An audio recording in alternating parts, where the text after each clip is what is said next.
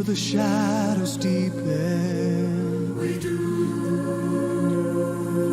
But do you know that all the dark won't stop the light from getting through? We do. Do you wish that you could see it all made new?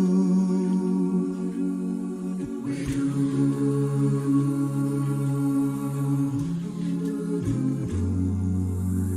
Is all creation groaning?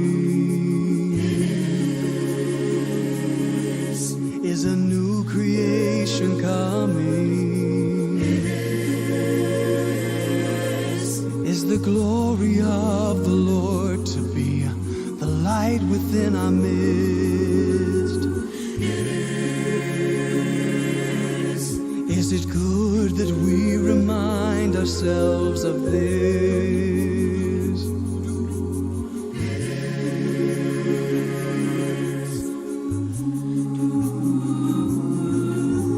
Is anyone worthy? Is anyone whole? Is anyone able to break the seal and open the scroll? The Lion of Judah, who conquered the grave. He is David's root and the Lamb who died to ransom the slave. Is he worthy? Is he worthy of our blessing and honor and glory? Is he worthy of this?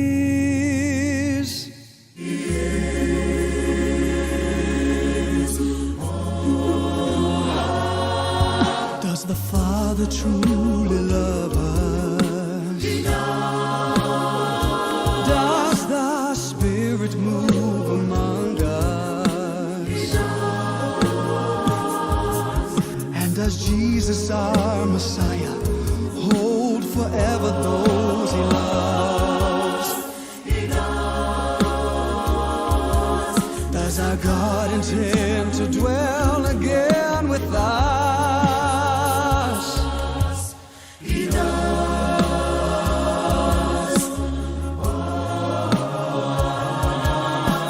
Is anyone worthy?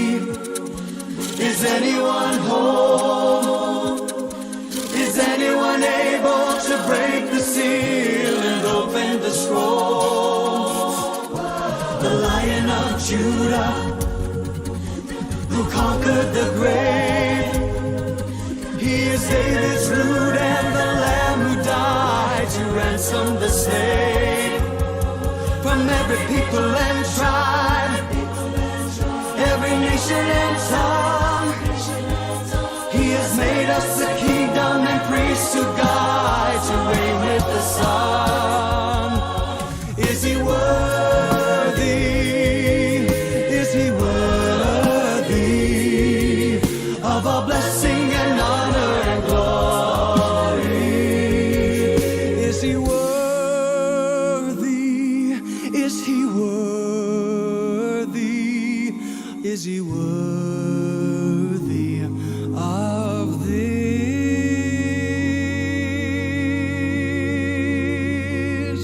He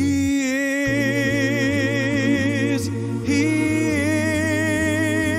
is. Is he worthy? He is worthy. He is. He is. Is he worthy? He is worthy. He is. He is. Is he worthy? He is worthy. He is. He is.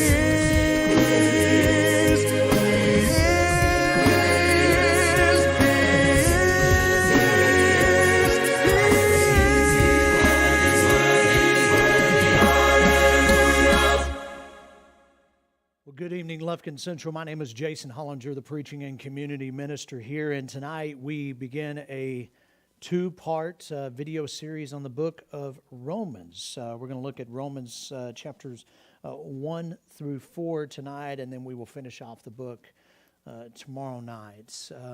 Romans is, just a book that it's hard to even put into 2 nights all that comes, all that is found just in this book right here. And I'm excited for you to be able to watch this. And my prayer even is that this is not the only time you invest into this book, into this book that was written by a man that, as we talked about last week, you want to talk about transformation. Went from someone persecuting the church to leading the church in the midst of persecution, who himself experienced some persecution. And just what that transformation means, as we looked at Saturday night, that Holy Spirit that works through us, that gives us life, that once we come in contact with Jesus, we are never the same again. Once we come in contact with His blood, with His Spirit, with everything that comes in Him, we are never the same again. We're going to talk about first part of Romans right after this time in worship.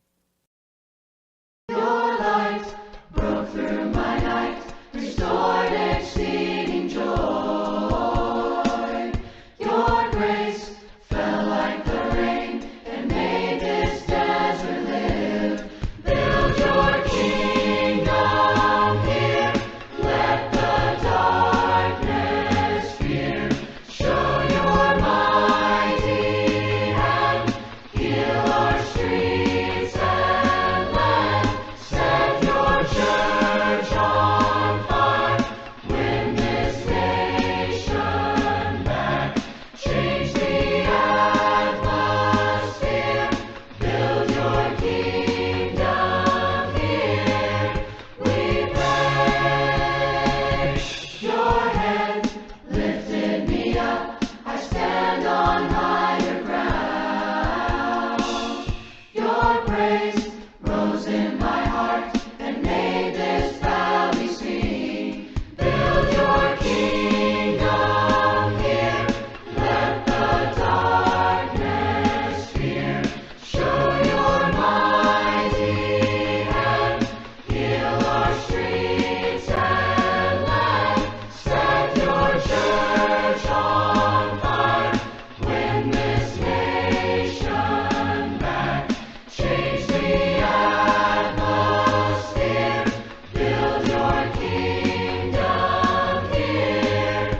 We pray. You open my eyes to your wonders anew. You capture my heart with this love. 'Cause nothing on earth is as beautiful as you. You open my eyes to your wonders anew. You capture my heart with this love. 'Cause nothing on earth is as beautiful as you. Build your kingdom here, let the darkness fear. Show your mighty hand, heal our streets and land. Set your church on fire, win this nation back. Change the atmosphere, build your kingdom here. This is how we overcome. This is how we overcome. This is how we overcome. This is how we overcome.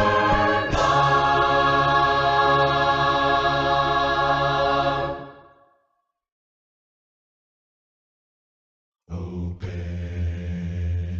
you open, you open, you open, you open my eyes, you open my eyes, you open my eyes, you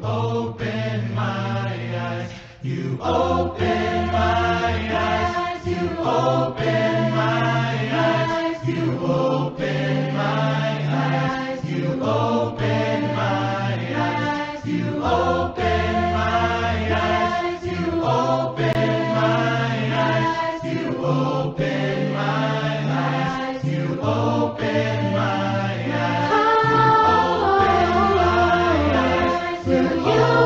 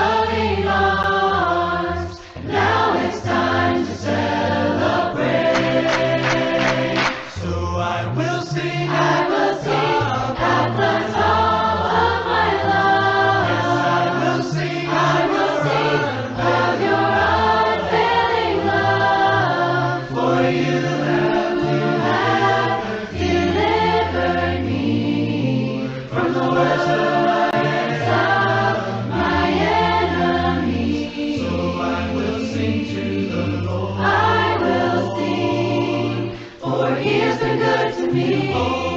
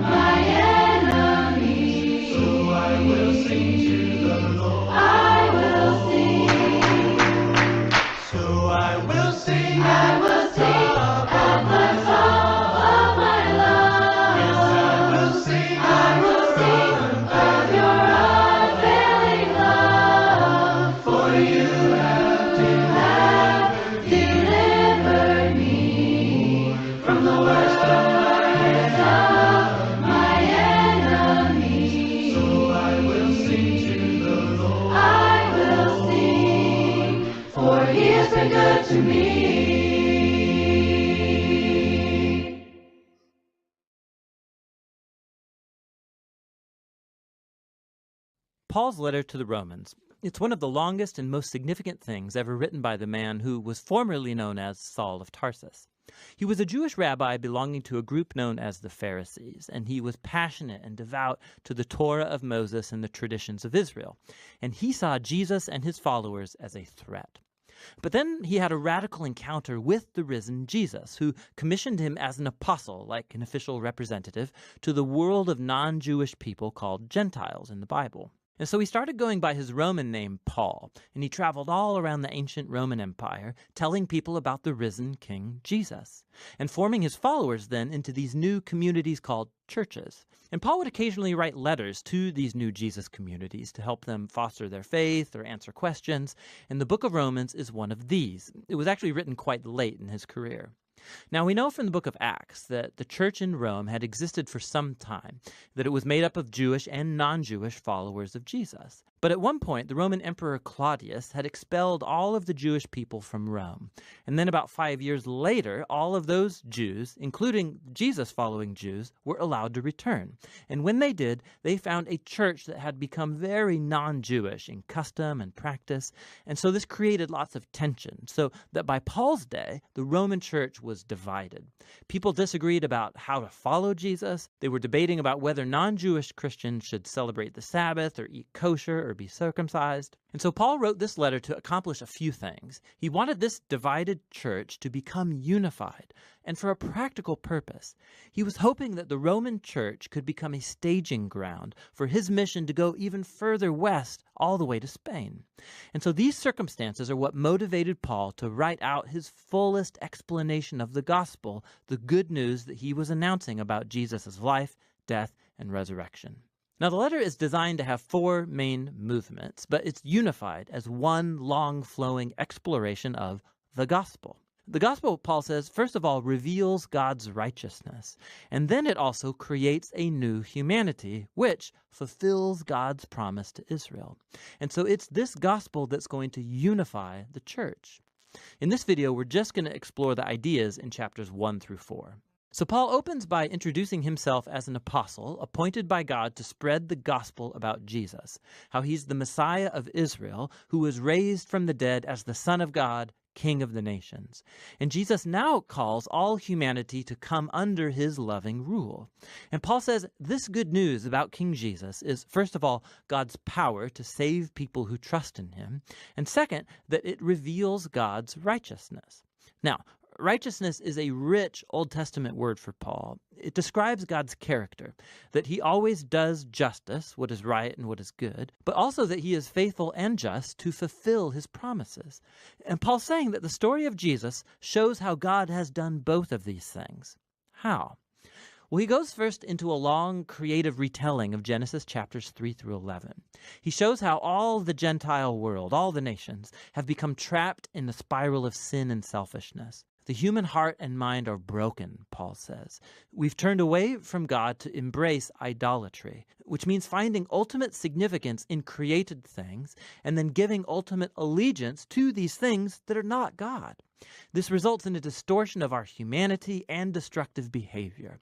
And so what's left is a humanity that stands guilty as charged before a just and righteous God. To which the people of Israel might say, well, it's a good thing then that God chose our people out from among the nations. He saved us out of slavery in Egypt. He gave us the laws of the Torah, like the Sabbath and eating kosher and circumcision. And these all together show us how to live as God's holy people. But, Paul says, not so fast. He recalls the storyline of the Torah and of the rest of the Old Testament, which shows that Israel was just as sinful and idolatrous and morally broken as the rest of humanity. Israel is actually more guilty than the Gentiles, Paul says, because they have the Torah. They should know better. And so, Paul concludes, all humanity, Gentiles, Israelites, are hopelessly trapped and guilty before God. But that is not the final word. The good news about Jesus is God's response. Instead of holding humanity guilty, Jesus came as Israel's Messiah to die on behalf of all people as a sacrifice for sins. As our representative, Jesus took into himself all of the just consequences of the pain, the sin, and the death that we have caused in the world. And he overcame it all by his resurrection from the dead. It's his new resurrection life that he makes available to others. Jesus became what we are so that we might become what he is. And all of this, Paul says, is how God justifies those who trust or have faith in Jesus. Now, justification is another rich Old Testament term for Paul, and it's related to God's righteousness. It literally means to declare righteous. Because of what Jesus did on our behalf, we are given a new status before God. Instead of finding us guilty, God declares that a person is in a right relationship with him and is forgiven. Justification results in a new family. The person who trusts in Jesus is given a place among God's covenant people. Justification also results in a new future, which begins a journey of life transformation by God's grace. And so all of these things about justification are God's gift to those who through their faith are in Christ. And so this leads Paul in chapter 4 to explore the huge implications that all of this has for who can be a part of God's covenant family. He goes back to the story of Abraham in Genesis chapter 15. Before any of the laws of the Torah were given to Israel, Abraham was justified or declared righteous before God. How? Well, God promised that Abraham would become a father of a large multi-ethnic family that would receive God's blessing. But he and his wife Sarah, they were really old. They had never been able to have children. But nonetheless, Abraham had radical faith and trust in God's promise, and so God declared him to be righteous. And so Paul says, now Abraham has become the father of God's new covenant family, and it's spreading all around the world. It's made up of Jews and Gentiles who have the same kind of faith and trust in the one who fulfilled God's promise to Abraham, Jesus the Messiah. So let's pause and summarize Paul's main ideas here in chapters 1 through 4, because they're the foundation for understanding the rest of the letter. All humanity is hopelessly trapped in sin and needs to be rescued. That rescue, however, is not going to happen by people trying to obey the laws of the Torah. Rather, God's righteous character has moved him to rescue the world through Jesus' death and resurrection, so that he could create that multi-ethnic family of Abraham based on faith as his own new covenant people. And so Paul's going to go on to show how this new family is a part of something much, much bigger that calls them to a whole new way of life together. But it's all going to be rooted in these core ideas explored in chapters 1 through 4 of Paul's letter to the Romans. You know, growing up, I was a fan of Paul Harvey and the rest of the story. Thank goodness as we realize through chapter 4, of Romans, as we looked at tonight, that our story does not end with us being trapped in sin. Our story doesn't end with someone else experiencing a life of justification through faith. That our story has a continuation. Our story goes on because of the Spirit. Because God is who He says He is. Because God is who He claims to be. And man, I'm excited for you to hear the rest of the story. But before we get to that, I want to remind you, if at any point you find yourself in need of reaching out to someone to begin that walk with Christ, and we want to be available to you, let us know how we can help you. You're going to see a number here in just a moment, and you can text us or reach out to us or text the word surrender to that number, and we will do our best to connect with you so that you can connect with Him. Y'all have a great night. God bless. I've been a sinner and I've been a saint, a little bit of both every single day. I've been lost, but somehow I've been found. There's been some pain, there's been some regret, been some moments I could never forget. But when I look back from where I'm standing now, there's never been a moment I was not held inside your arms. And there's never been a day when you were not who you say you are. Yours forever, it don't matter what I'm walking through. Cause no matter where I'm going, there's never been a moment that I was not loved by you. Loved by you, loved by you. You've been the rock and you've been the peace, always showing your days are marked by grace I don't deserve. You've been the price I could never pay. You've been the light that has led the way. No matter where I am, oh, I am sure there's never been a moment I was not held inside your arms. And there's never been a day when you were not who you say you are. Yours forever, it don't matter what I'm walking through. 'Cause no matter where I'm going, there's never been a moment that I was not loved by you. So where could I go that I could wander from your sight? And where could I run and ever leave behind? You're all-consuming, heart-pursuing, grace-extending, never-ending love. Your love. And there's never been a moment, no. There's never been a moment I was not held inside your arms. There's never been a day when you were not who you say you are. Yours forever, it don't matter what I'm walking through. 'Cause no matter where I'm going,